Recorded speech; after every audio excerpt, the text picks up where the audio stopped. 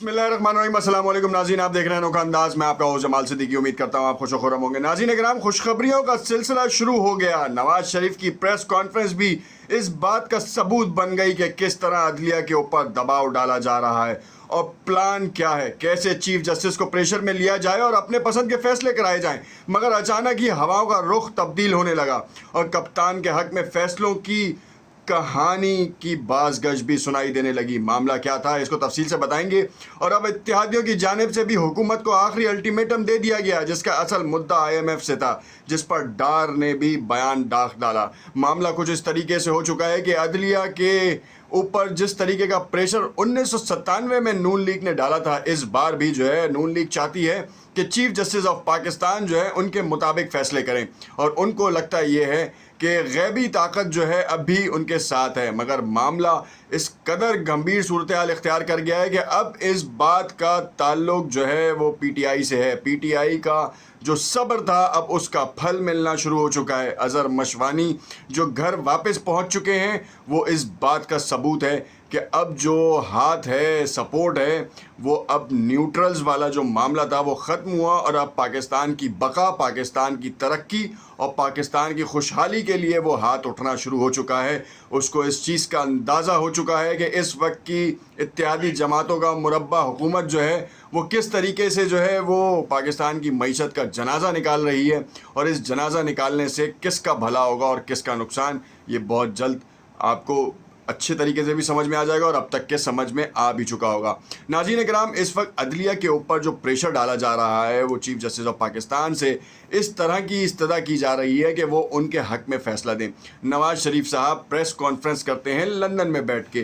Plan जब से इनका रिवील हुआ है वो फिर तो मामला ही कुछ और हो चुका है, क्योंकि मरियम नवाज साहिबा जिस कटहरे में जो है वो खड़ी हो रही हैं वही उनके लिए मुसीबत का बाइस बन रहा है। अदलिया को उन्होंने लताड़ना शुरू किया। अब कहानी जो है वो आवाम की तरफ से PDM की इत्तेहादी जमातों के दरमियान ख़राबी पैदा करने का बाइस बन रही हैं और इसी वजह से इत्तेहादियों की तरफ से भी बड़ा एक ज़ोर देखा जा रहा है कि मामला ये है कि मईशत, जैसे आपको सबको पता है कि क्या हाल है, तो इत्तेहादी जमातों ने अपने तय ये फ़ैसला किया है कि अब जो है वो या तो हुकूमत से जो है वो इलाहिदगी इख्तियार करें, नहीं तो मामलात को आसानी बनाने में या आसान बनाने में जो है वो अपना अहम किरदार अदा किया जाए, ख़ास तौर पे मईशत को। डार साहब ने तो जो बयान दागा है वो तो सबके ऊपरों से निकल गया है, वो समझ से ही बालातर है, क्योंकि इस वक्त जो एक फ़ैसला है वो बहुत ही कठिन है, वो है IMF से मुज़ाकरात और उनसे देर पा सॉल्यूशंस की तवक्का करना। हम क्या अपने पाँव पे खड़े नहीं हो सकते, ये बड़ा अहम सवाल है। नाज़रीन कराम, इस वक्त मैं आपको बताता चलूँ कि नवाज़ शरीफ ने जो प्रेस कॉन्फ्रेंस की थी उसके हवाले से कुछ आपके साथ चीज़ें शेयर करना ज़रूरी समझूंगा, क्योंकि ये बड़ा अहम किरदार है। क्योंकि नवाज़ शरीफ जो हैं उन्होंने जजेस के ऊपर किस तरीके से असरअंदाज होने की कोशिश की है, ये आपको बड़ी अच्छी तरीके से समझ में आ जाएगी। 2 जजेस ने मेरे ख़िलाफ़ फ़ैसले दिए, बेंच का फ़ैसला कबूल नहीं करेंगे। इस वक्त भी जो है फुल कोर्ट बनाने की इस्तदा की जा रही है। चीफ जस्टिस को पट्टियाँ पढ़ाई जा रही हैं कि आप को जो हम कह रहे हैं वो करें, नहीं तो हम आपका फ़ैसला कबूल नहीं करेंगे। काजी वक्त से इस तरीके की बात करना क्या मुनासिब है, तौहीन अदालत के ज़िम्मे में नहीं आता। मेरा ख्याल तो ये है कि जो सो मोटो एक्शन के ऊपर जो एक रेफरेंस फाइल किया गया या जो एक बुनियाद बनाई गई है और जो पूरा एक कच्चा चिट्टा किया गया है, वो सिर्फ इसी वजह से कि जो आए, जिसके दिल में भी आए, वो चीफ जस्टिस ऑफ पाकिस्तान ये अदलिया के ऊपर, मोअज़्ज़ज़ जजेस के ऊपर जो है उंगलियां उठाता रहे और गाहे बगाए उनको लताड़ता रहे। सन 1997 में ये वो साल था जब चीफ जस्टिस के ऊपर जो है वो मामला ख़राब किया गया और फिर उसमें जो साथ देने वाले जजेस थे उनको बड़ी मराद फराम की गई। एक को तो सदर पाकिस्तान के मनसब पर भी बिठा दिया गया और फिर आज जो है उनके पोते जो हैं वो उनका ही किरदार अदा करते नज़र आ रहे हैं और वो सच का साथ देने के बजाय वो उस जगह पर हैं जिसकी वजह से पाकिस्तान आज इस नहज पे पहुंच चुका है। पिछले 30 साल की सियासत का जनाजा उठा लें और 1 साल की सियासत का जनाजा उठा लें, दोनों का तकरीबन हासिल वसूल यही है कि उन्होंने पाकिस्तान को डबोना ही शुरू किया है।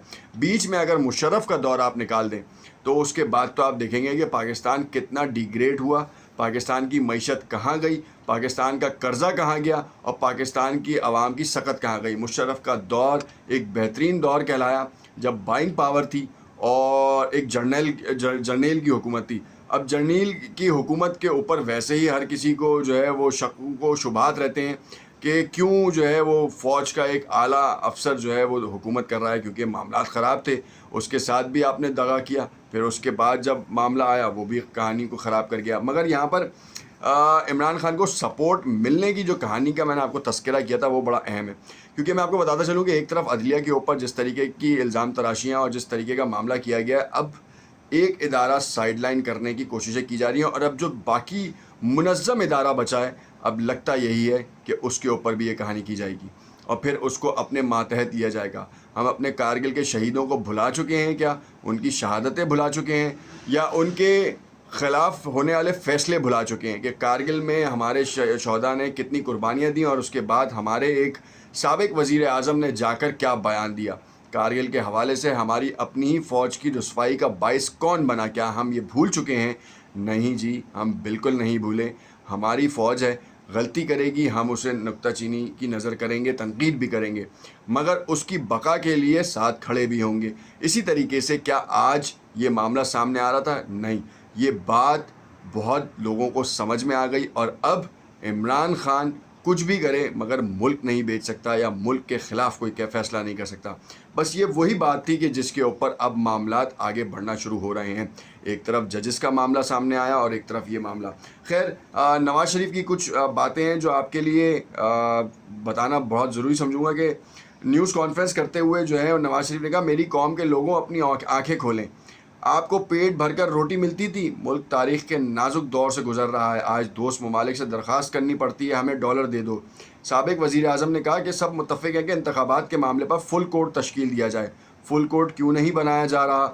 ان 3 میں سے 2 ججز نے میرے خلاف فیصلے دیے اور ہر فیصلہ ہمارے خلاف آتا جا رہا ہے، یہ ڈر لگ گیا ہے ان کو۔ معاملہ یہ ہے کہ اگر کوئی جھوٹ کو پکڑ کے فیصلہ دے دے تو وہ غلط ہے، ان کو جو ہے وہ بری الذمہ کر دے تو وہ صحیح ہے۔ اب اگر یہ اپنے تئیں اپنے گریبان میں جھانک تو لیں کہ یہ کیا لیٹر دے کے گئے تھے اور کہاں ہیں یہ ابھی۔ اب اتنے عرصے میں خود جو صادق اور امین نہیں ہے وہ کیوں کسی کو دغا اور دھوس اور زبردستی سے جو ہے صادق اور امین ہونے کے لیے پریشر کر رہا ہے؟ کیونکہ عدلیہ کے اوپر اس طریقے کا ایک مفرور اور ایک بھگوڑے کا جو ہے پریشر کیا قابل قبول ہے؟ ریڈ وارنٹ کر کے ان کو کیا واپس نہیں لایا جا سکتا؟ عدالت سو موٹو ایکشن لے، اگر سو موٹو ایکشن نہیں لے سکتی تو عوام کو جو ہے وہ معاملے کو دیکھنا چاہیے کہ کیا واقعی ہماری فوج یا ہماری عدلیہ اس طریقے کی رہ گئی ہے صرف کہ اس کے اوپر کیچڑ اچھالا جائے، اس کو ہر جگہ جو ہے بے عزت کیا جائے، اس کے جتنے بھی شہداء ہیں ان کی شہادت کو رائیگاں اور ان کا خون جو ہے وہ سفید ہو جائے یا ان کی شہادتوں کو خراب کر دیا جائے؟ کیا ایسا سوچ سکتے ہیں؟ آنکھیں کھولنا، واقعی نواز شریف نے کہا آنکھیں کھولیں، بالکل آنکھیں کھولے عوام اور دیکھیں کہ کیا ہو رہا ہے۔ صاف شفاف الیکشن کے لیے کبھی پیسے نہیں ہوتے، کبھی سیکیورٹی نہیں ہوتی، کبھی جو ہے وہ معاملات لیول پلینگ فیلڈ نہیں ملتی۔ لیول پلینگ فیلڈ کیسے ملے گی؟